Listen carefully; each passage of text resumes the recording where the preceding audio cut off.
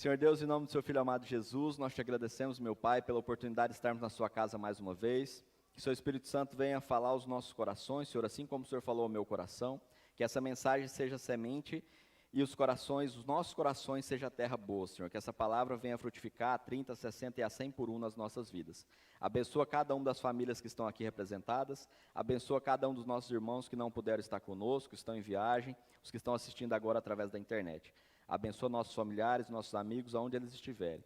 Em nome do seu Filho amado Jesus, nós te louvamos e te agradecemos. Amém. Amém. Bom, para começar, eu vou fazer algumas perguntas para vocês. E começou a contar o tempo agora.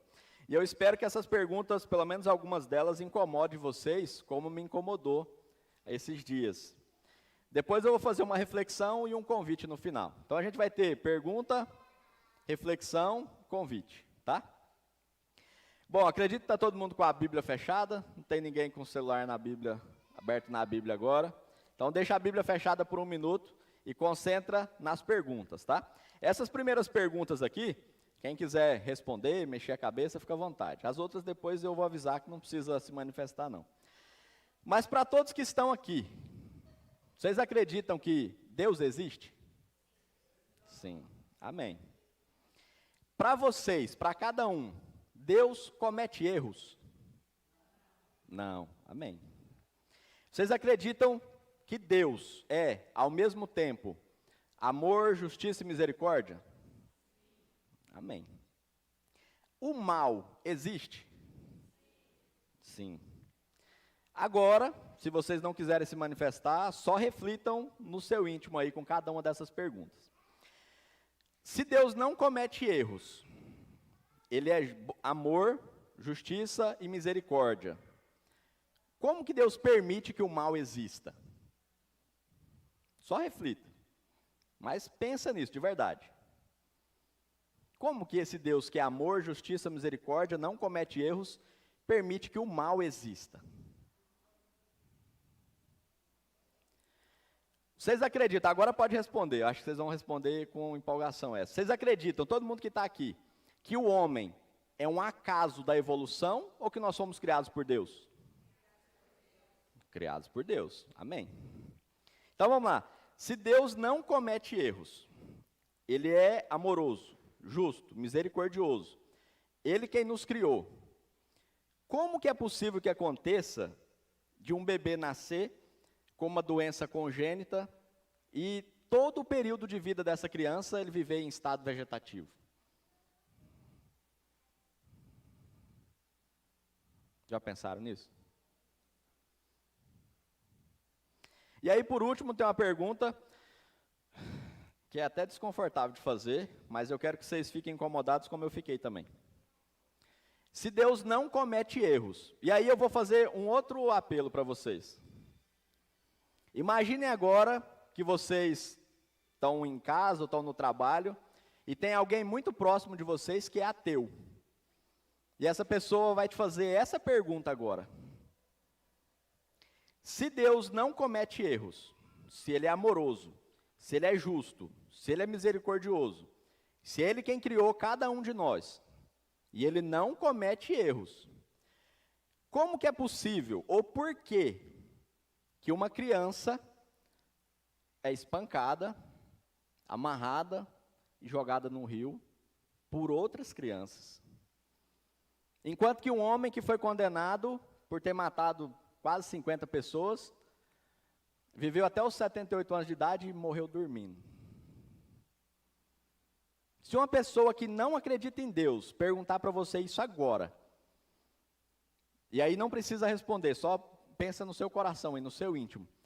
Se perguntar isso para você agora, você tem fé, convicção, certeza e confiança para dar uma resposta para essa pessoa?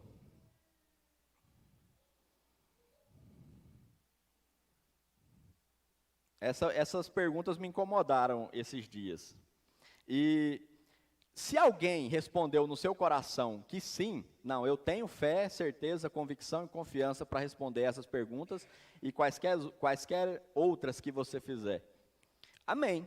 Que o Espírito Santo te conserve te abençoe com mais sabedoria, que você multiplique na obra do Senhor. Mas se você respondeu que sim, eu tenho mais uma pergunta para você. Qual é a passagem bíblica que embasa cada uma das suas respostas? E aí você pode falar assim, mas eu não sou um computador, eu não tenho a resposta direta na minha cabeça aqui, está na Bíblia. Aí a pessoa pode entregar a Bíblia e falar, não, a resposta está aqui.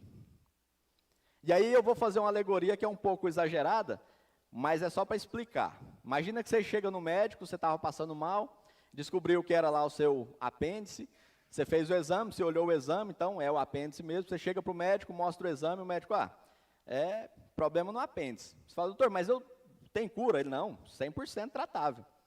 Mas como que eu trato isso aqui? Aí ele pega a enciclopédia médica, fala para você, não, a cura está aqui, pode ir para casa e se curar.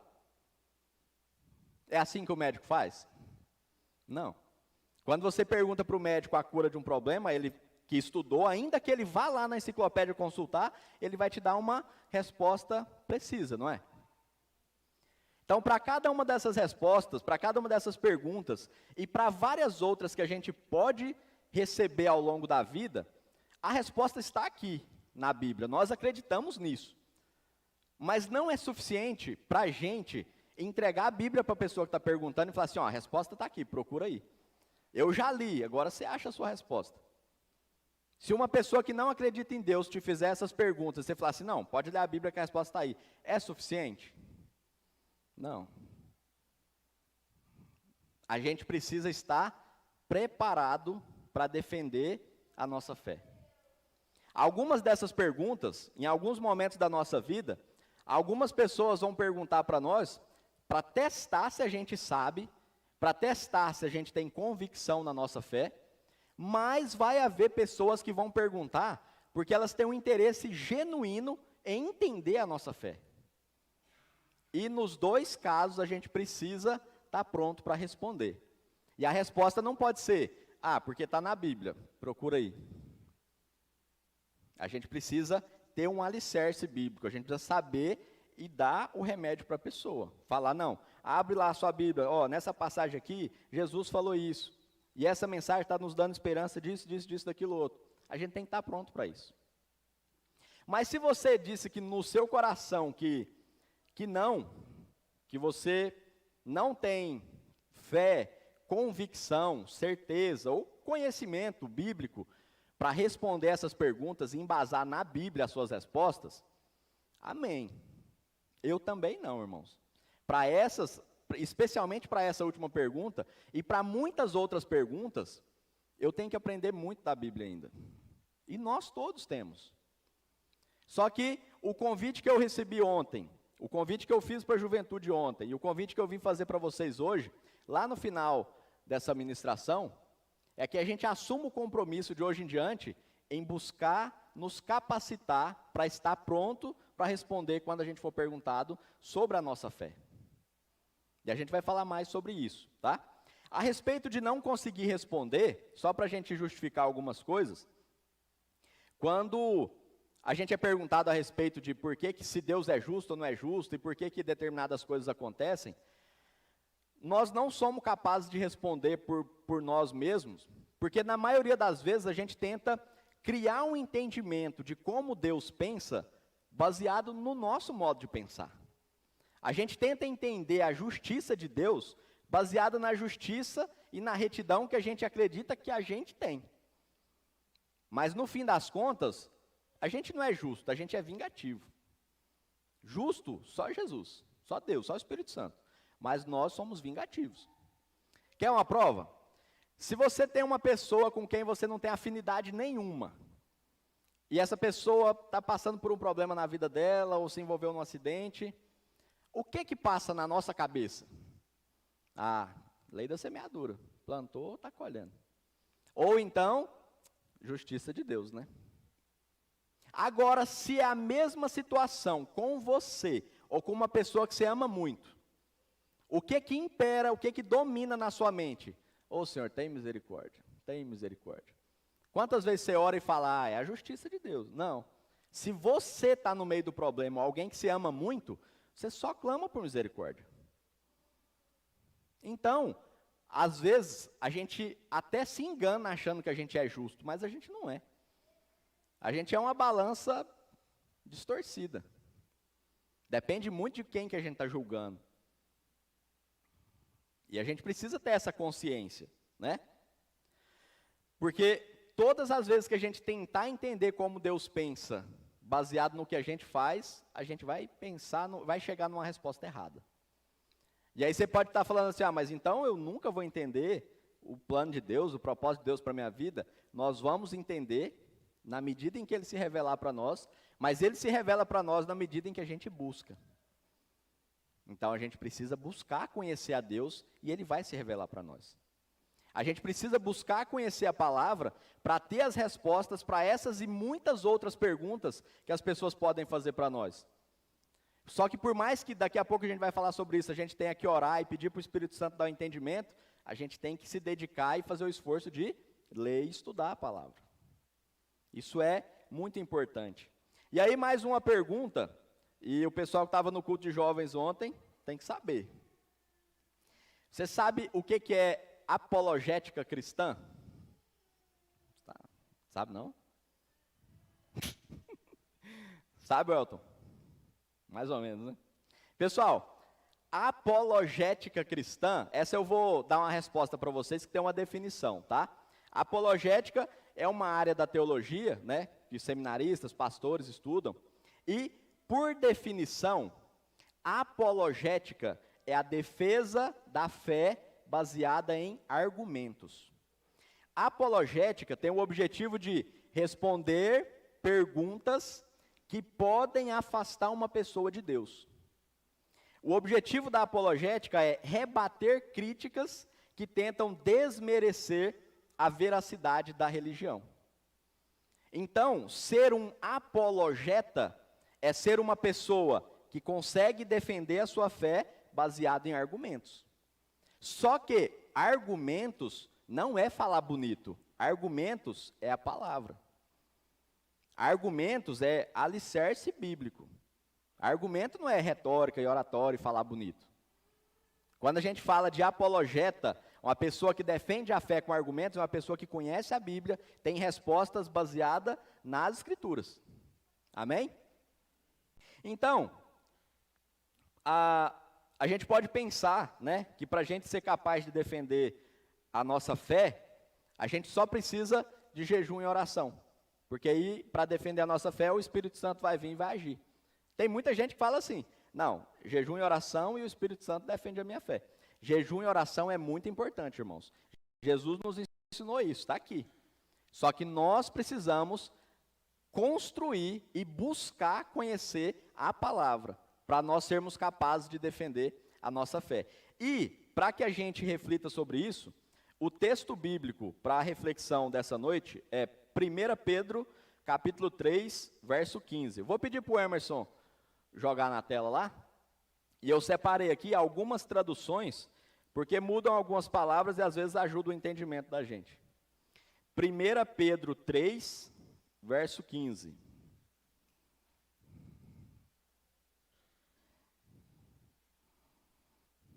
Amém? 1 Pedro 3, verso 15. Lá na tradução está assim: antes reverenciai a Cristo como Senhor no coração. Estais sempre preparados para responder a todo o que vos pedir a razão da esperança que há em vós. Na nova tradução na linguagem de hoje está assim: tenham no coração de vocês respeito por Cristo e o tratem como Senhor. Estejam sempre prontos para responder a qualquer pessoa que pedir que expliquem a esperança que vocês têm. Na nova versão internacional está assim: antes, santifiquem Cristo como Senhor no coração. Estejam sempre preparados para responder a qualquer que lhes pedir a razão da esperança que há em vocês.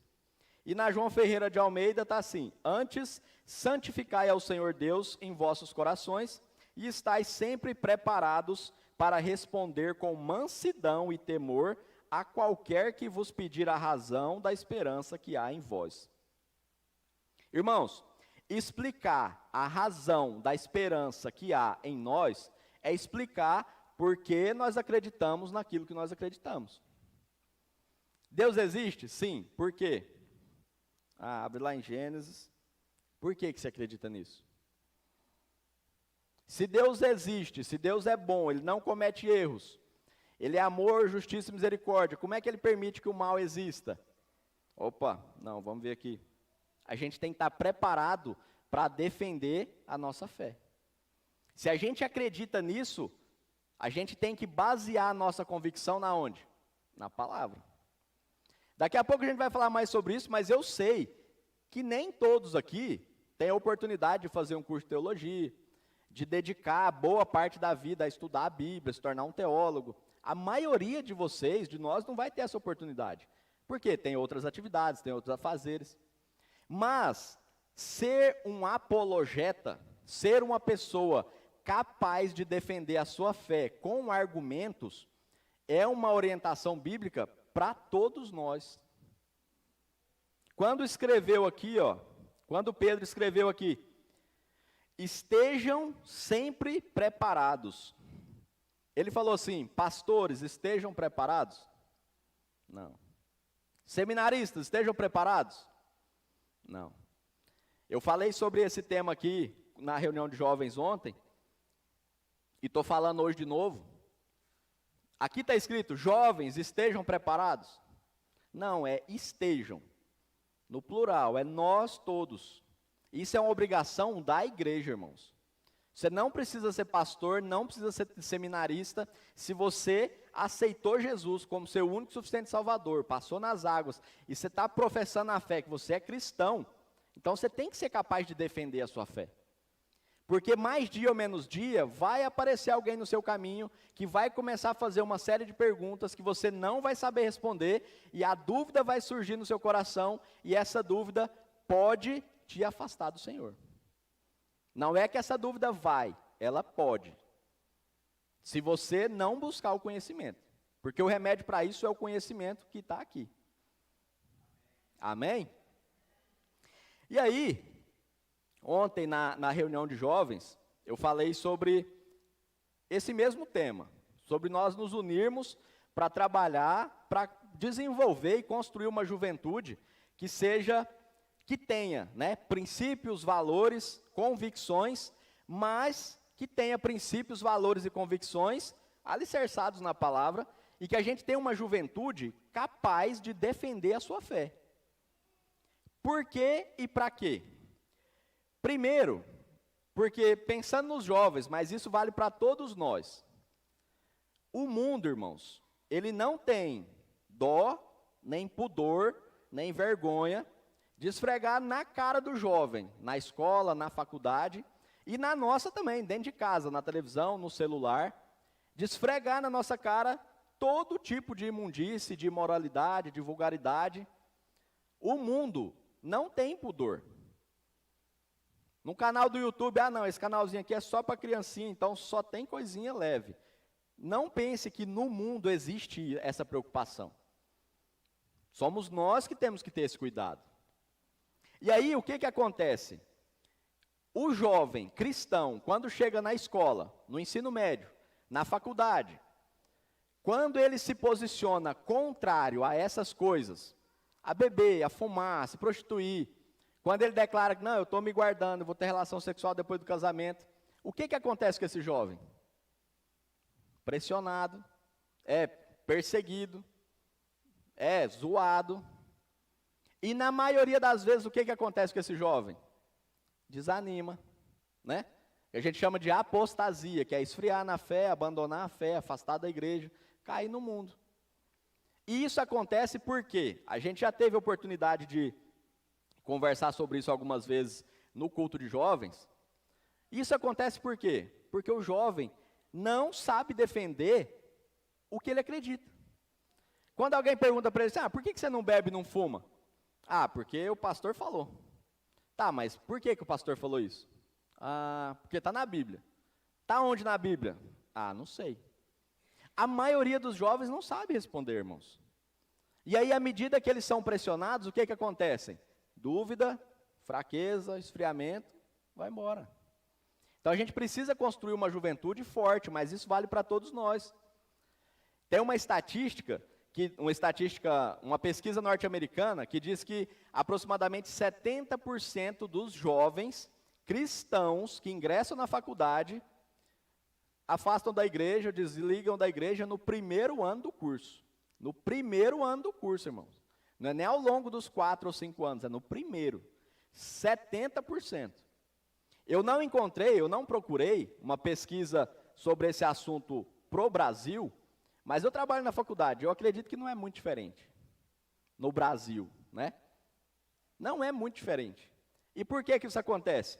Porque quando o jovem é confrontado pelo mundo, ele não sabe explicar a razão da esperança que há nele. 1 Pedro 3,15. E nós, cada um de nós, se a gente estiver trabalhando e tiver um ateu, um colega de trabalho que não compartilha da nossa fé e que todo dia faz um monte de pergunta desse tipo, nós estamos preparados para defender a esperança que há em nós? Para explicar a esperança que há em nós? Talvez você pense, nossa, eu não. Eu também não, irmãos, a gente tem que buscar isso. Eu não estou aqui falando, irmãos, vocês têm que fazer igual eu, não. Vamos fazer junto daqui para frente. Porque igual a gente falou no programa de rádio, né? Quando o Espírito Santo fala com a gente, primeiro ele fala com a gente. Isso é uma coisa que eu preciso mudar também. Todos nós precisamos. Mas é um compromisso para a gente assumir, é um compromisso individual de cada um com Deus. Construir esse conhecimento para poder ser usado como instrumento pelas mãos do Espírito Santo. Amém? E aí, né, como eu estava falando, já falou isso com os jovens, por que está falando agora? 1 Pedro 3,15 é para todos nós. Estejam preparados. Isso é para todos nós, irmãos. Não é só para o jovem que está na escola, no ensino médio, não é só para o jovem que está na faculdade, não é só para mim que hoje tenho alguém que está fazendo esse tipo de pergunta para mim. Se hoje não tem ninguém me fazendo esse tipo de pergunta, amém. Eu tenho a oportunidade de me preparar para quando isso acontecer. Porque vai acontecer. E vai acontecer, como eu comentei, por pessoas que querem testar a sua fé, ver se você realmente tem convicção no que você acredita, e por pessoas que têm um interesse genuíno em conhecer o que você acredita. Porque ela viu em você um comportamento diferente, viu em você um testemunho diferente, e ela quer entender o que acontece dentro de você. Por que você tem essa fé? Nos dois casos, nós temos que estar preparado para responder como? Com mansidão. E explicar a razão da fé que há em nós. E aí, irmãos, compartilhar com vocês uma outra coisa. Na EBD hoje, na turma dos jovens, a gente comentou sobre um monte de assunto, né, Leandro? Isaías. A gente comentou sobre muitos assuntos, mas separar duas coisas aqui primeiro. Na mensagem da primeira carta de Paulo a Timóteo, só um resumo bem breve, né? A gente falou sobre lutar pela boa doutrina, zelar pelo ensino cauteloso e atencioso da palavra, combater as heresias e os falsos profetas. Isso está lá em 1 Timóteo, se não me engano está no capítulo 6 e 7, depois vocês podem ler. Ao longo do texto está falando sobre tudo isso. E entre outras coisas, a gente falou sobre a importância das decisões que a gente toma. A gente toma várias decisões ao longo do dia e ao longo de todos os dias da semana, todas as semanas do ano. A gente vive tomando decisões. Essas decisões podem nos levar para diferentes destinos. Destinos que nos aproximam de Deus, destinos que nos afastam de Deus. Destinos agradáveis aos olhos de Deus, destinos que desagradam aos olhos de Deus. Mas isso está nas nossas decisões. Porque Deus deu ao homem o quê? A liberdade de tomar decisão. É por isso que, por mais que não seja plano e propósito de Deus, que pessoas morram na prostituição, nas drogas, no crime, no tráfico, não é plano de Deus que ninguém morra assim. Mas por que isso acontece? Por causa das decisões. A gente é livre para tomar decisões, mas existe a consequência. E nem sempre são consequências que agradam o coração do Senhor. Mas nós somos livres e a liberdade tem com ela uma responsabilidade. E aí, pensando nisso, né, pensando na carta de Paulo a Timóteo, né, na primeira carta, fazer mais uma pergunta para vocês. É possível zelar pelo ensino da palavra, lutar pela boa doutrina e combater as heresias e os falsos profetas, sem ler e estudar a Bíblia? Não. Eu creio num Deus, eu creio no Espírito Santo que pode nos revelar, nos dar o entendimento, mas Ele deixou um manual para a gente ler. E a gente precisa estudar essa ferramenta, estudar esse manual de vida que tem tudo aqui. O Espírito Santo, ele vai ministrar no nosso coração o quê? O entendimento da palavra. Mas você tem que ter o trabalho de ler, irmão. Sem a leitura, a gente não vai alcançar esse entendimento. Embora eu acredito que o Espírito Santo pode revelar o conhecimento ao nosso coração. Não duvido, eu acredito num Deus que pode qualquer coisa. Mas eu acredito que na maioria das vezes a gente precisa ter o exercício da leitura.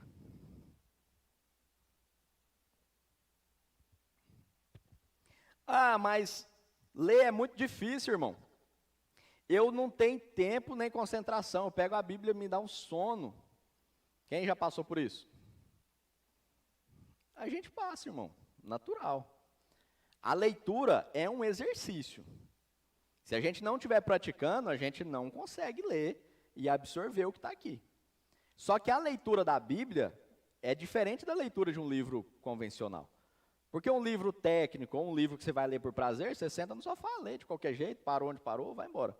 Mas a Bíblia, a gente precisa orar e pedir para o Espírito Santo nos dar um entendimento daquilo que a gente está lendo. E às vezes você abre a Bíblia, não que você abra a Bíblia por acaso, mas você está preso numa passagem que você não entende de jeito nenhum. Você já orou e pediu entendimento? A gente vai falar mais sobre isso, mas sobre não ter tempo e concentração para ler a Bíblia, eu vi essa semana uma matéria de 2019, na Super Interessante, comparando o vício em redes sociais com o vício em cigarro. 2019, nós já estamos em 2023. Nessa matéria eles falavam que a média que uma pessoa mexe no celular por dia, em 2019, era de 221 vezes. 221 vezes. Se em cada uma dessas vezes a gente gastar 30 segundos, num dia a gente gastou quase 2 horas. Em 30 segundos, cada vez que a gente mexeu no celular. Eu gasto muito mais de 30 segundos cada vez que eu mexo no celular. Não sei quantas vezes por dia eu mexo. Tem uns aplicativos para monitorar o tempo que a gente passa no celular. Mas aí a gente volta no que a gente estudou na EBD hoje cedo, que é a importância das decisões. A gente passa 2 horas por dia, algumas pessoas mais, no celular.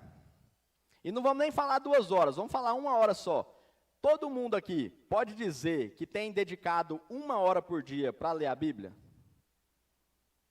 Não. Para quem diz que não, para minha tristeza eu só posso dizer, estamos juntos. Porque eu também não tenho feito isso, irmão. Mas nós precisamos fazer. Isso é o que o Espírito Santo está incomodando para que a gente mude. Porque se a gente quiser aprender da palavra, se a gente quiser ter argumentos para defender a nossa fé, a gente tem que estudar. Estudar a Bíblia. E estudar a Bíblia é uma decisão. Você tem que se decidir, você tem que determinar a prioridade na sua vida. Então, são decisões que a gente toma. E, opa, travou aqui.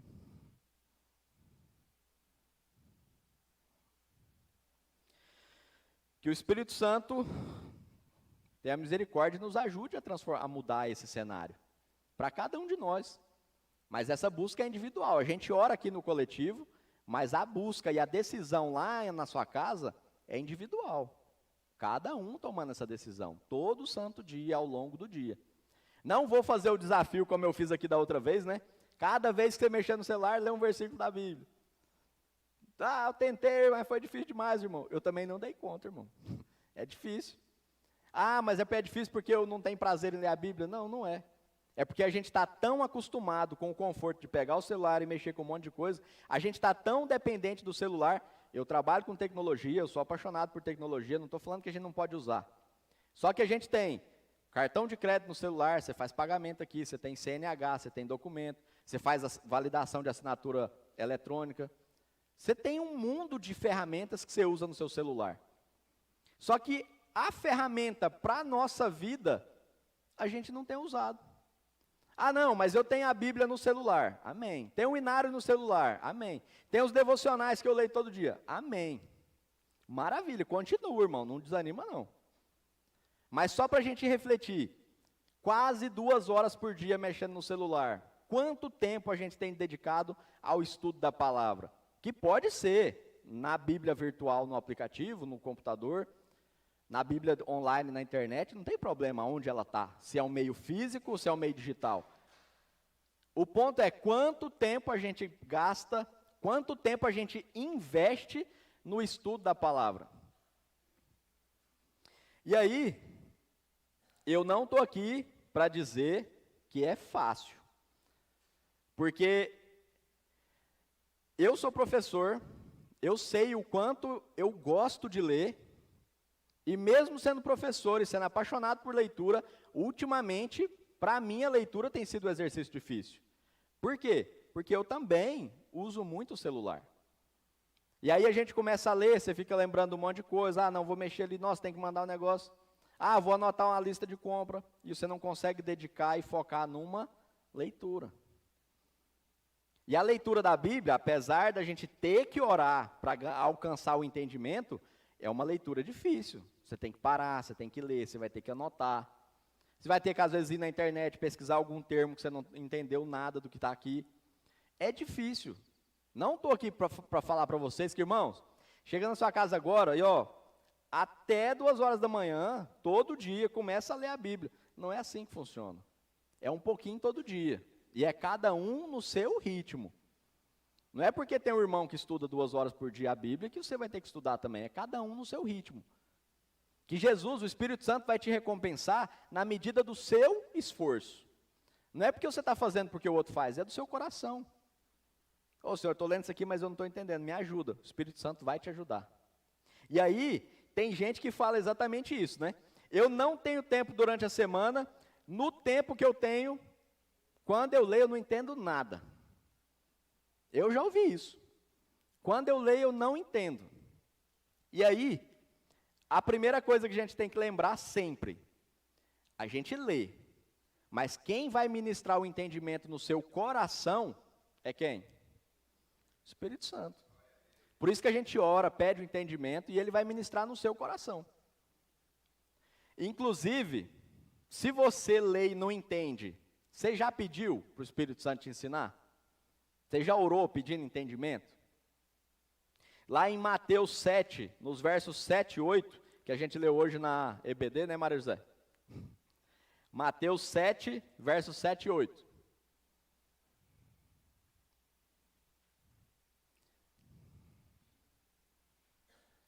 Mateus 7, 7 e 8.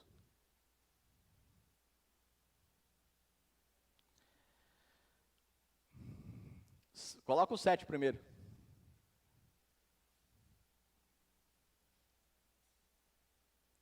Pedi e dar-se-vos-á, buscai e encontrareis, batei e abrir-se-vos-á. Porque aquele que pede, recebe, e o que busca, encontra, e ao que bate, abrir-se-lhe-á. Você está lendo a Bíblia e não está entendendo, irmão? Pede entendimento. Eu acredito no Espírito Santo que pode ministrar no seu coração, mas, se você está lendo a Bíblia e não está conseguindo entender, pode ser que o Espírito Santo vai ministrar o entendimento na sua mente, no seu coração. Pode ser que ele vai te orientar a perguntar para o pastor, e o pastor vai te explicar e te ensinar, eu tenho certeza. Mas pode ser que o tema da sua dúvida seja um tema discutido na escola bíblica dominical. E aí, de qualquer forma, foi o Espírito Santo que te respondeu. E aí, a gente tem outra observação, né?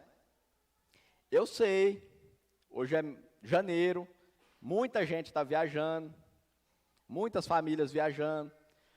Ao longo dos finais de semana, acontecem eventos, circunstâncias, situações que nos impedem de vir à escola bíblica dominical. Eu entendo. Domingo passado eu estava viajando, eu não vim. Domingo que vem eu vou estar viajando, eu não virei de novo. Eu sou professor na IBD de manhã. Mas hoje, descontando as crianças e os professores, a gente é menos de 20 pessoas, irmãos. Durante a semana a gente não tem tempo. O tempo que a gente tem, a gente gasta no celular. A hora que a gente lê, a gente não entende. Às vezes a gente esquece de pedir para o Espírito Santo ministrar o entendimento. Às vezes a gente pede para ele ministrar o entendimento, ele não revelou direto para nós. Mas pode ser que a oportunidade de você entender uma determinada passagem estava aqui e você não veio. Existem circunstâncias e momentos em que a gente não vai vir, não é isso. Só que existem circunstâncias em que a gente tem escolhas. E às vezes a gente escolhe não vir. Ah, eu não vim hoje, então nunca mais o Espírito Santo vai revelar essa passagem para mim. Não, não é isso. Você só atrasou a oportunidade de aprender. Você pode ler e estudar depois. O Espírito Santo pode te revelar depois. O Espírito Santo não é como a gente emburra com as pessoas. Se você marcou com alguém para dar uma lição bíblica para ela hoje e ela não foi, também não vou lhe ensinar isso aqui mais não tem compromisso comigo. O Espírito Santo não é assim não, irmão. Você não veio hoje, ele vai te ensinar.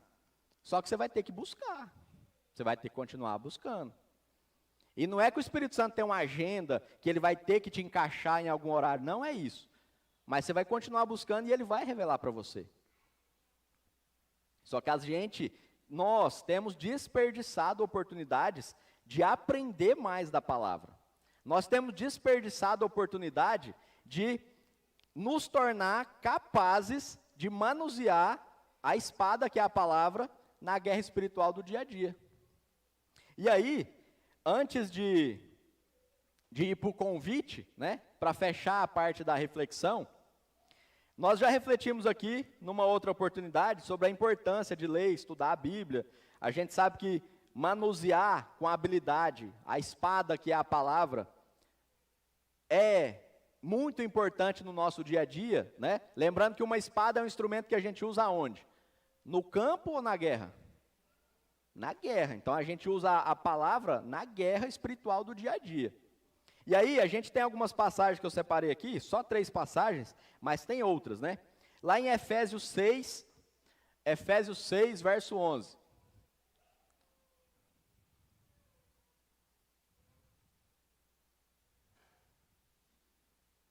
Revesti-vos de toda a armadura de Deus, para que possais estar firmes contra as astutas ciladas do diabo. A armadura serve para guerra. Depois, na sequência desse capítulo, vai descrever os itens que compõem a armadura de Deus, e a palavra é a espada. A gente tem que ser hábil para manusear essa espada. Lá em 2 Coríntios 10, 3 e 4, 2 Coríntios 10, nos versos 3 e 4. Está escrito assim: porque andando na carne, não militamos segundo a carne. Porque as armas da nossa milícia não são carnais, mas sim poderosas em Deus para a destruição das fortalezas. Aquela ali é a Almeida Corrigida e Fiel. Aqui na minha versão está assim, ó: pois embora vivamos como homens, não lutamos segundo os padrões humanos. As armas com as quais lutamos não são humanas. Ao contrário, são poderosas em Deus para destruir as fortalezas. A gente luta com armas que não são humanas, porque a gente está lutando numa guerra que é espiritual. Sim ou não? Sim. Em 1 Timóteo 1, no verso 18, 1 Timóteo 1, no verso 18, diz assim: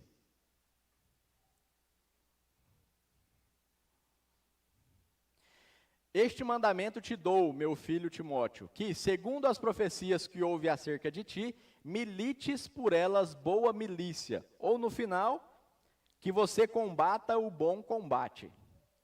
Irmãos, nós todos que já aceitamos Jesus, nós fazemos parte do exército do Senhor. E um exército serve para quê? Para a guerra. A guerra espiritual que a gente enfrenta todo dia é contra quem? Contra Satanás, contra o inimigo. cada um em diferentes aspectos da vida enfrenta suas guerras espirituais. E no coletivo nós todos estamos envolvidos numa única guerra espiritual. E aí, antes de finalizar, já falei isso 3 vezes, né? Essa semana eu comecei a ler um livro chamado Segure a Linha.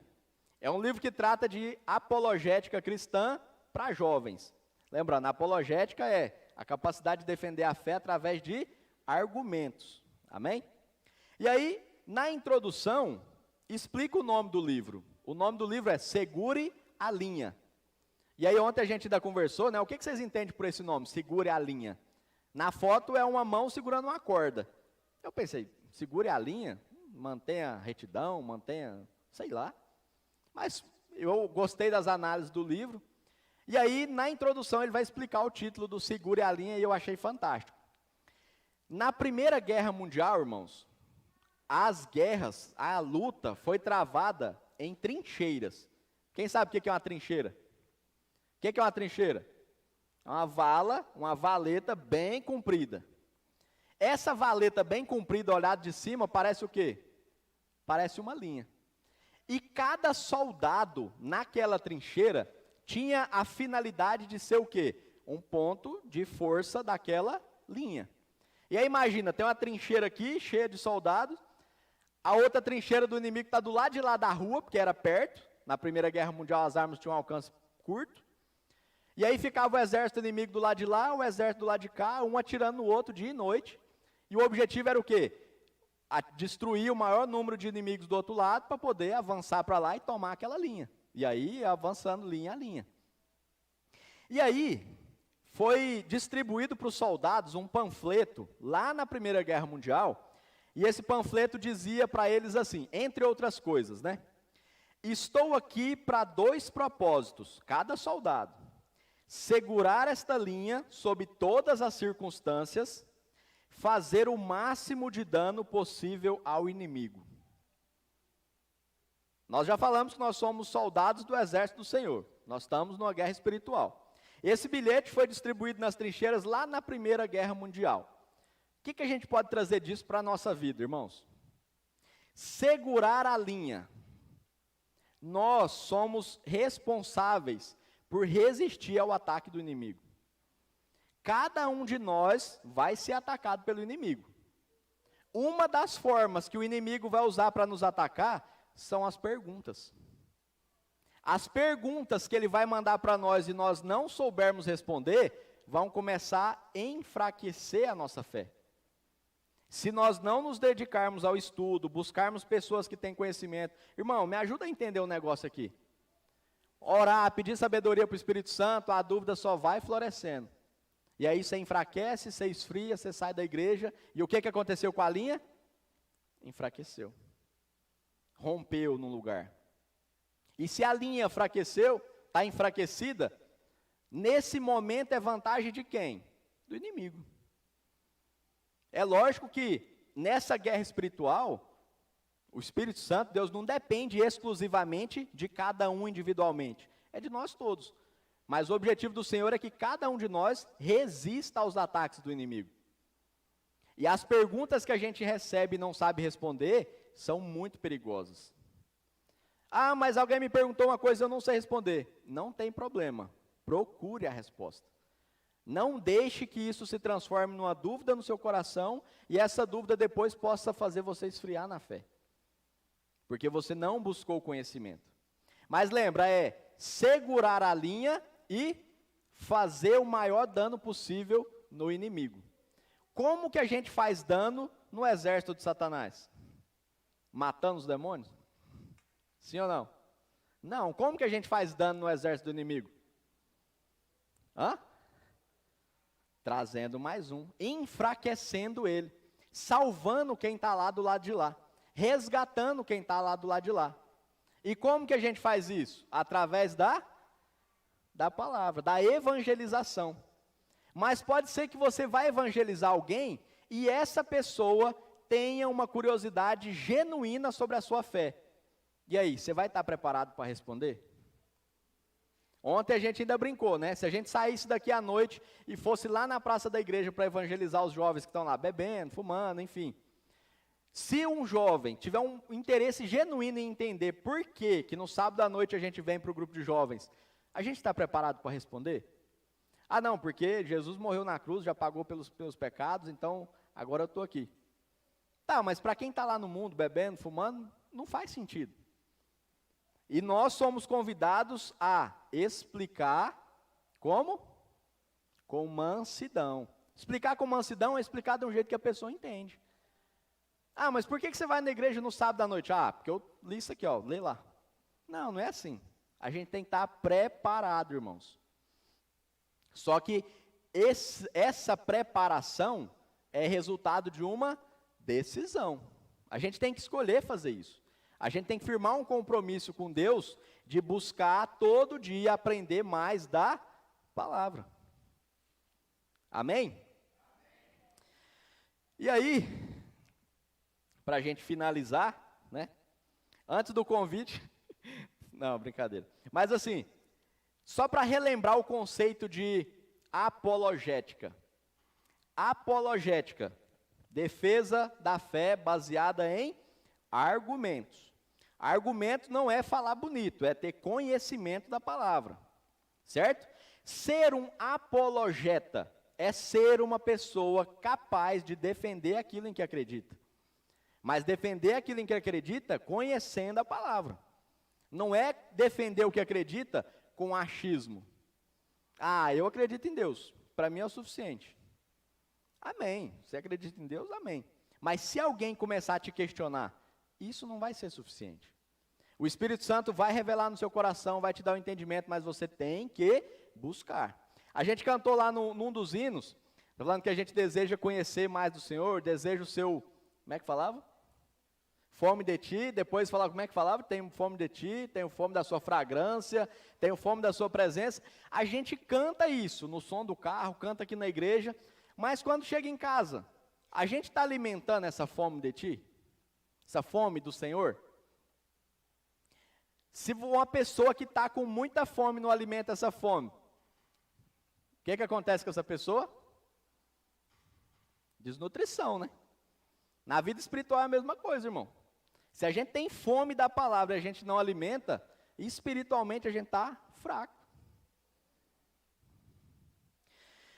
O convite, irmãos, para cada um de vocês, que é o convite que eu senti o Espírito Santo fazer no meu coração, quando eu falei ontem com a juventude, hoje depois da EBD, e especialmente quando eu estava preparando essa ministração para hoje, é que nós aceitemos a missão de ser apologetas, de ser pessoas capazes de defender a nossa fé, com argumentos.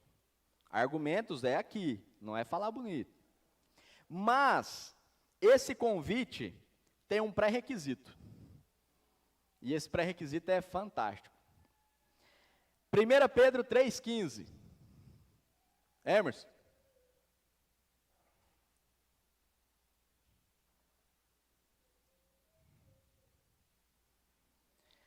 Primeira Pedro 3,15. Nós vamos focar agora na parte inicial desse verso. Antes, santificai ao Senhor Deus em vossos corações. Irmãos, a gente tem que estar preparado, a gente tem que buscar ler a Bíblia, estudar a Bíblia, buscar o Espírito Santo, ter entendimento, mas antes, uma coisa que vem antes é uma coisa que está em primeiro lugar ou que está depois, por último? Primeiro lugar. Antes a gente tem que fazer o quê? Santificar ao Senhor os nossos corações. Na outra versão, cadê?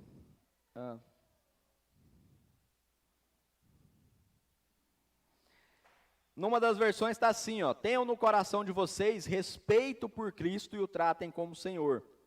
Na outra está escrito: antes santifiquem Cristo como Senhor no coração. Santificar Cristo como Senhor no nosso coração, irmãos, quer dizer que antes de buscar nos preparar, a gente tem que ter uma vida com Deus. Jejum e oração, intimidade com Deus, vigiar os nossos pensamentos, as nossas palavras. A gente é falho, ao longo do dia a gente erra um monte de vezes, mas é a vigilância. Antes, santificar ao Senhor o nosso coração. Porque se a gente não santificar o nosso coração, irmãos, a gente pode saber a Bíblia de Gênesis a Apocalipse. Mas se você não santificar o seu coração, você não vai ter unção.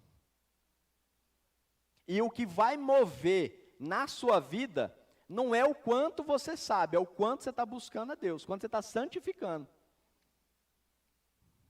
Amém? Então o convite que eu faço para a igreja é que nós leiamos a Bíblia, estudemos a palavra, que nós sejamos apologetas, mas que antes de tudo isso, que nós santifiquemos Cristo como Senhor no nosso coração. Que a gente busque viver uma vida que honra ao Senhor. Uma vida que honra essa fé que a gente diz que tem. E, fazendo isso, né, que é o antes, que é a primeira coisa, a gente busca estar preparado para explicar com mansidão a todo aquele que perguntar a razão da fé, da esperança que há em nós. Amém? Ó, 50 minutos redondinhos. Se o pastor estivesse aqui, eu estava feliz, hein? Irmãos, vou convidar vocês para ficar de pé para nós fazermos uma oração. Senhor Deus, em nome do seu Filho amado Jesus, nós te agradecemos, Senhor, por essa palavra que foi ministrada hoje. Eu agradeço por o Senhor ter falado ao meu coração. Que cada um aqui receba essa palavra, Senhor, com amor. Que essa palavra venha falar aos corações de todos nós aqui, todos que recebemos ela. Espírito Santo, nos dá sabedoria, nos dá discernimento, nos fortalece, Senhor, para que em cada dia, ao longo do dia, cada uma das decisões que nós tomarmos, nos aproxime mais do Senhor, faça com que nós santifiquemos os nossos corações ao Senhor, meu Deus. Nos fortaleça, nos dá sabedoria, nos dá discernimento, nos dá entendimento, abra os nossos olhos espirituais, nos dê entendimento da palavra, Senhor. Permita que a cada dia nós possamos ter mais intimidade com o Senhor. E que nesse processo o seu Espírito Santo nos torne cada dia mais capazes de responder para qualquer um que nos perguntar a razão da fé que há nos nossos corações. Abençoa o trabalho que nós vamos desenvolver com a juventude ao longo desse ano. Abençoa o Ministério de Louvor. Abençoa o pastor Adelso que está em viagem com a família dele. Abençoa cada um dos membros da nossa igreja, os que estão aqui, os que estão viajando, os que não puderam estar conosco hoje. Abençoa cada uma das famílias que estão aqui representadas, Senhor. Nós te louvamos e te agradecemos em nome do seu Filho amado Jesus. Amém. Amém, irmãos. Muito obrigado.